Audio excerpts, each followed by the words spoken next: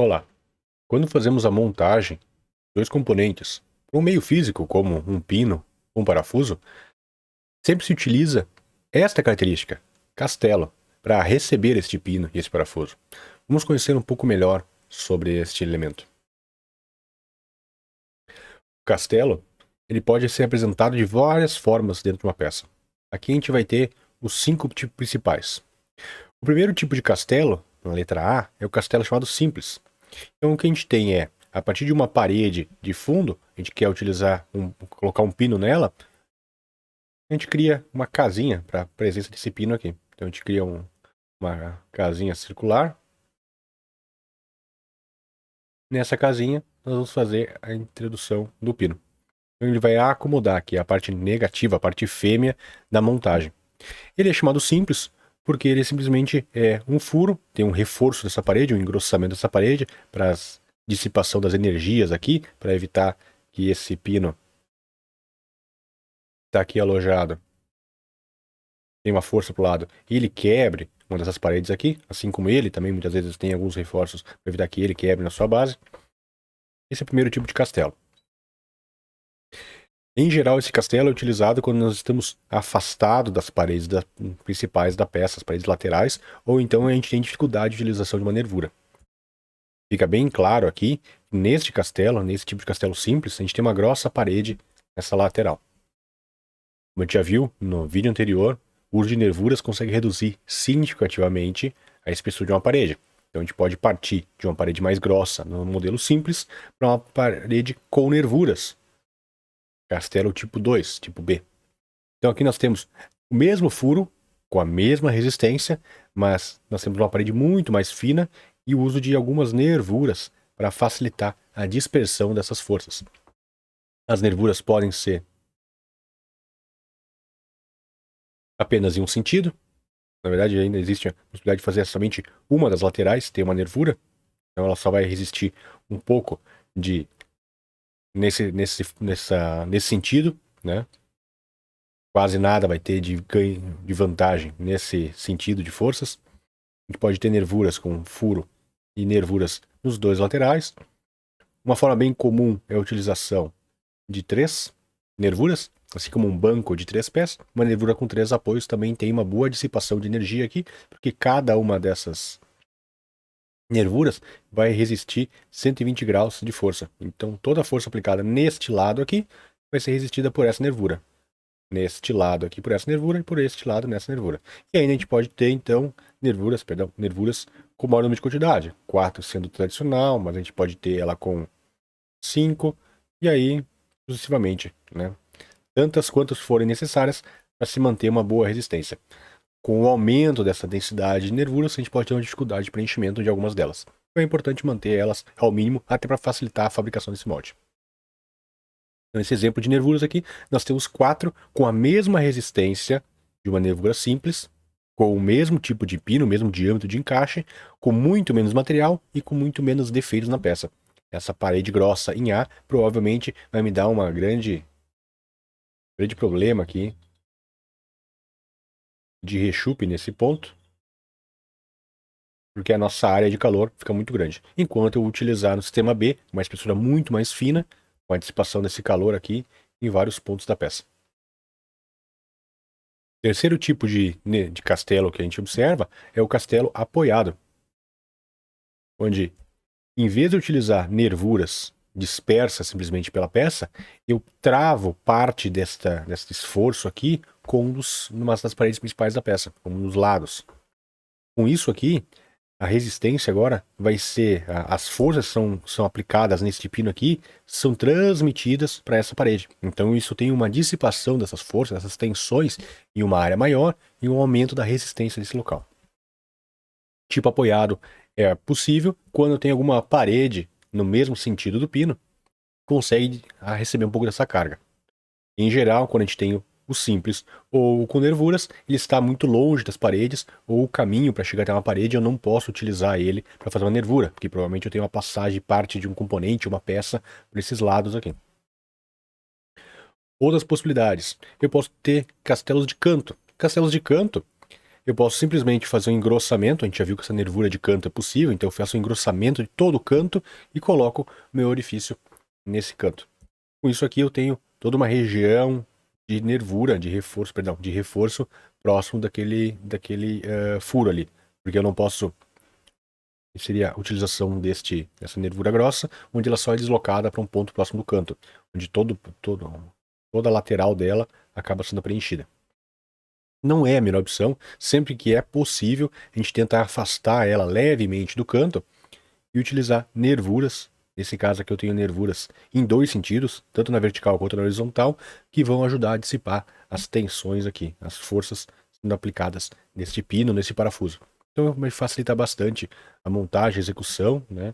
Eu tenho dificuldade só, eu tenho uma área morta dentro da peça, se isso aqui tivesse que ser preenchido, por exemplo, ou tiver passagem de componentes aqui, cabos ou uma coisa, em a montagem de uma carcaça de um liquidificador, eu tenho dificuldade de utilizar esse canto aqui. Mas ainda assim, é uma das formas mais econômicas, mais espertas de se fazer o uso de castelo. Para que se aplica castelo?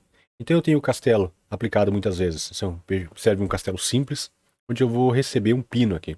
Tá? Então na montagem de dois componentes, eu tenho o uso de um pino e um castelo. É como se fosse uma porca e um parafuso. O castelo é a porca, o pino ou o parafuso é a parte positiva. Eu tenho ainda a possibilidade de usar dois castelos. Um para receber parte da carga do parafuso e outro para receber outra parte. Observe nessa imagem de corte aqui, eu tenho uma nervura que vai apoiar parcialmente, só num sentido. É uma nervura apoiada numa das laterais da parede. Eu só tenho na parte de baixo, eu não tenho na parte de cima. Aqui eu não tenho nervura. E aqui eu tenho o espaço. Botar uma cabeça de parafuso com a sua rosca.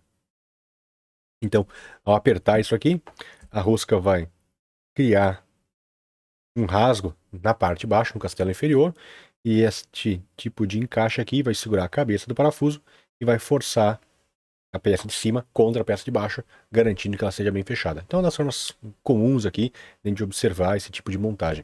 Nesse caso aqui, ela poderia ser simplesmente só uma... Opa, perdão. Ela poderia finalizar dessa forma aqui, mas foi feito um alinhamento aqui, um pino para baixo, para garantir o alinhamento da parte de cima com a parte de baixo. Então é um segundo tipo de castelo, é um castelo para receber parafusos. Castelos também são utilizados quando nós temos a presença de um inserto, em especial insertos metálicos. Aqui a gente está vendo então esse componente aqui, a gente pode ver ele de cima, nós temos um inserto metálico sendo utilizado dentro da parede do material plástico, e para caber esse inserto aqui, tá? Então a gente está aqui o inserto metálico, você fez toda a adição de material nessa superfície aqui. Então isso aqui foi cortado ao meio, a gente consegue ver então, quando a gente corta isso aqui, a gente tem material aqui ajudando a resistir esse inserto, porque se eu tentasse prender ele só na parte de baixo, talvez essa superfície aqui seja muito fina e não vai conseguir garantir a adesão desse inserto aqui. Quando eu começar a parafusar, ele pode sair arrancado, ele pode sair fora da peça. Então, para isso, eu coloco material em toda a volta dele, que eu vou garantir que ele não se perca, não seja removido durante a montagem ou o uso do produto. Porém, castelos, em especial castelos com insertos, como é o último exemplo aqui, tem um problema muito grave. O inserto, sendo ele feito metálico ou muitas vezes de outros polímeros, tem uma taxa de contração diferente do material plástico que é utilizado na produção do castelo, produção da peça. Se este inserto aqui tem uma contração baixa e a parte de fora tem uma contração alta, a tendência é que essa peça tente se contrair, não tenha capacidade, porque eu não tenho espaço para ela se movimentar, e ela tem a presença de fissuras, fraturas, falhas. Então a gente consegue ver aqui falhas em vários pontos desse componente, tá? Por uma questão de diferença de contração. Pode ser ao ponto de que esse tipo de castelo aqui nessa imagem, vou trocar a cor da minha tinta aqui, vai ficar mais fácil de ser observado. Então, neste castelo aqui, eu tenho um castelo. Esse castelo é apoiado na parede principal e foi utilizado um inserto no interior dele. A contração foi tão severa que o lado oposto, onde provavelmente o fluxo se ocorreu a partir dessa parede, provavelmente, em alguns sentidos, e ela veio preenchendo essa nervura. Na nervura ela preencheu o castelo e criou uma linha de emenda neste ponto aqui, no lado oposto. Quando eu tive o resfriamento, é o ponto mais frágil, porque eu tenho encontro de duas linhas de frente, de fluxo. Então, nesse ponto, também tem uma fissura catastrófica. A peça se rompeu. O que é importante levar em consideração? Muitas vezes eu tenho uma montagem de um parafuso ou de um pino posterior, que é plástico até ou metálico, mas durante a contração ou refrigeração da peça, ou até a deformação dela, torção, esses efeitos aqui que nós estamos observando em insertos metálicos também são presentes. Então muitas vezes o castelo se rompe, e ele se rompe por uma diferença de tensão que existe naquele ponto ali naquela peça, pela forma geométrica dele, pela estrutura que ele é feita, e que se dissipa, ou que se libera no momento que tem uma tensão, uma força, ou eu deixo o material no sol, ele pega calor, ele também libera essas tensões residuais e começa a gerar trincas. Um dos problemas graves de se utilizar as nervuras de canto sem o uso de os castelos de canto sem uso de nervura é o aparecimento de rechupes.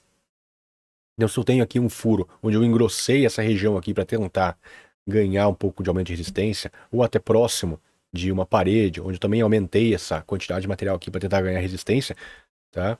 É muito comum o aparecimento de um rechupe severo, principalmente em materiais semicristalinos. Quanto mais semicristalino, esse aumento de temperatura nessa região, perdão, o aumento do tempo de resfriamento nessa região aqui, onde eu vou ter um resfriamento rápido nesse local aqui, um resfriamento lento desse local, vai adicionar bastante meu tempo de resfriamento e também aparecimento de defeitos. Então a gente consegue ver esses rechupes aqui contra a luz, eles são bem visíveis.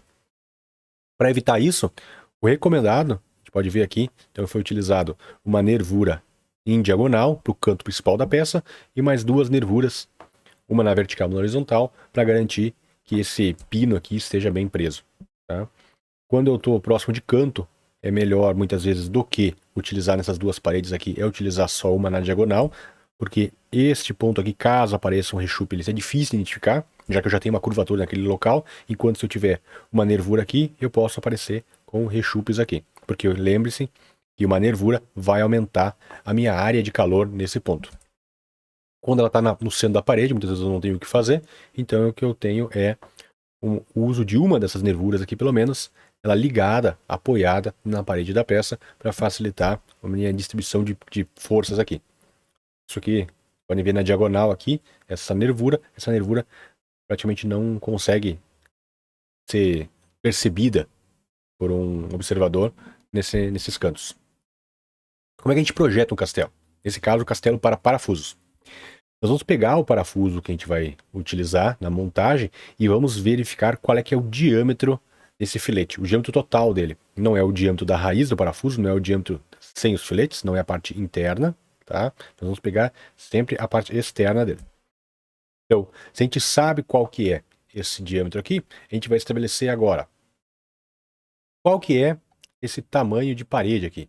Esse parafuso tem que entrar ali dentro com força, o diâmetro desse buraco aqui tem que ser menor do que o diâmetro desses filetes de rosca, porque ele vai ter que entrar e vai criar a própria casinha, o próprio rasgo de montagem. Baseado no tipo de material, nós podemos saber qual é que é o fator puro. Então a gente pode pegar, por exemplo, policarbonato. Digamos que nós tivéssemos um parafuso de 1 milímetro. Entendeu? Um parafuso com 1 milímetro de diâmetro. O nosso furo vai ter 0,85 milímetros. Então eu reduzo um pouco o diâmetro para que quando eu tiver esse material sendo preso dentro, ele vai dar uma resistência mecânica. E é importante ver que materiais que são mais flexíveis, ou que têm maior capacidade de absorção de deformação, como o PP, eu consigo fazer furos menores. Então, a rosca vai se cravar em uma área maior, uma região maior de material, ele vai ser mais aderido, e com isso eu vou ter uma dificuldade maior de remover, em primeiro lugar, o parafuso, a desmontagem vai se tornar... ele não vai cair por vibração, por exemplo, mas também eu tenho uma ancoragem maior. Enquanto que materiais muito rígidos, que é o caso do policarbonato, eu vou conseguir prender pouco essa rosca de parafuso na minha peça. Então a montagem até pode ficar com talvez algum problema. Outra informação, o que chama de BOS aqui, é o fator Castelo. O fator castelo determina qual é que é o diâmetro lateral que nós temos aqui. Quanto ela vai ter que resistir nesta espessura aqui. Observem que materiais rígidos, eu vou trabalhar com uma espessura consideravelmente maior, enquanto que materiais relativamente mais flexíveis eu consigo trabalhar com superfícies menores. Basicamente porque quanto mais rígido o material, maior a tendência de rasgo, de ruptura. Então eu vou ter que acabar aumentando o meu efeito castelo aqui, a minha espessura desse componente. O pior caso é o policarbonato. Policarbonato com fibra de vidro eu consigo ganhar, inclusive, um pouco de resistência mecânica, e essa resistência mecânica passa para a peça. E aí eu tenho casos de nylon, que é um material que tem boa relação entre rigidez e flexibilidade, e eu consigo trabalhar com valores menores. Se eu quiser alterar esses valores aqui, eu vou utilizar nervuras. Utilizando as regras de nervura, eu consigo estabelecer quanto que é o novo valor para esse componente. E ainda a profundidade. Se eu sei o diâmetro que vai ter esse parafuso, quanto que esse parafuso precisa penetrar na peça e criar o seu rasgo com a sua rosca. Esse diâmetro, essa profundidade mínima é dada em torno de 2 aqui, sendo alguns materiais próximos de 2 e alguns valores um pouco menores. Então eu tenho 1,7 aqui para o nylon 66 e eventualmente alguns materiais maiores até, como PPO com 2,2. Mas em geral, no mínimo, eu vou ter que afundar de rosca o dobro do diâmetro do meu parafuso. Então são dados que eu posso, a partir dessa tabela aqui, entender até qual é que é o tipo de parafuso adequado. E aqui, só para verificar algumas características de projeto, se eu vou trabalhar com nervura ou apoiado o meu castelo, eu tenho as seguintes informações. Se eu sei a espessura de parede, que é dada em A, e eu tenho o diâmetro do meu furo em B, o tamanho que eu vou ter de diâmetro de parede aqui, eu considero no mínimo 2,5 vezes o diâmetro interno. Se eu desconheço qual é o material, por exemplo, que vai ser utilizado, esse aqui é um guia sem considerar o material. E o que é importante? A altura dessa nervura aqui, que não necessariamente ela precisa se aproximar do topo, né? Eu posso ter esse castelo mais longo, mas a nervura vai dar sustentação só na base, já que aqui embaixo, que normalmente eu tenho um rompimento, o tamanho dele é em torno de então aproximadamente uma vez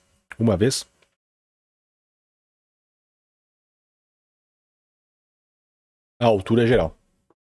Então aqui, ó, o máximo que esse cara pode ter é 0,95. Eu nunca vou seguir com ele até lá em cima, tá? Ele vai sempre terminar um pouco menor. Então se eu tenho este valor aqui em 1 milímetro, eu vou trabalhar com aqui 0,95. Quanto que é o mínimo que deveria ser? O mínimo, perdão, 0,95. O mínimo é dado pela resistência desta nervura, que é pelo cálculo de resistência de nervura. Quanto que é a largura aqui? A largura, no mínimo, é 0,3 vezes a altura. Então, se eu tenho 1 milímetro, eu tenho 0,3. Esse aqui é o mínimo de largura. O que é mais importante? Que elas sejam mais longas, elas conseguem dissipar melhor as tensões aqui na base, então essa resistência aqui vai ficar aumentada, do que uma nervura alta e curta. Nervura alta e curta não vai dar a resistência suficiente para a dissipação dessas tensões aqui, esses esforços neste ponto, no caso de uma montagem de um parafuso, onde eu vou tentar torcer essa peça, ou puxar, ou movimentar ela lateralmente. Se essa presença de nervuras aqui é muito curta, ela pode quebrar, como se não tendo resistência suficiente. Ainda, perdão, qual que é a largura dessa nervura? Em geral, a gente vai considerar a largura dessa nervura 0,6 vezes a altura dessa parede principal. Então, se eu tenho uma parede aqui de 4 milímetros, eu vou trabalhar aqui com 2,4 milímetros de espessura desta parede da nervura. Quando eu trabalho com um sistema apoiado, eu vou ter também as suas definições aqui em engenharia de parâmetros. Em geral, a gente considera que, então aqui ó, a gente pode ver que nós temos essa parede aqui, que é a parede que eu vou estar utilizando, e esta parede vai ter uma espessura diferente da espessura das nervuras que não são apoiadas. Então eu tenho H, H eu vou trabalhar com 0,6, que é a mesma coisa que eu tinha neste caso aqui, com esta nervura. Mas a nervura J, eu posso trabalhar com 0,6 na base. Eu começo com ela mais grossa aqui embaixo e vou fazer um raio, vou fazer, perdão, um ângulo de extração nesse componente aqui, onde ele vai ter que começar aqui mais grosso e ele vai seguir até uma parte mais fina. Se eu vou olhar de cima, eu vou enxergar isso aqui parecendo um trapézio, certo? A parede vai se deslocando para dentro. Onde ele tem que terminar aqui em cima, ele pode terminar até 0,25 a espessura principal de parede. Então, são regras específicas de nervuras quando a gente tem a presença de um castelo. Castelos são um elemento complexo, mas ele é fundamental para fazer montagens e de longe ele é um dos pontos mais baratos, já que o custo de fixadores, principalmente em pinos e parafusos, é muito baixo. Nos vemos no próximo vídeo.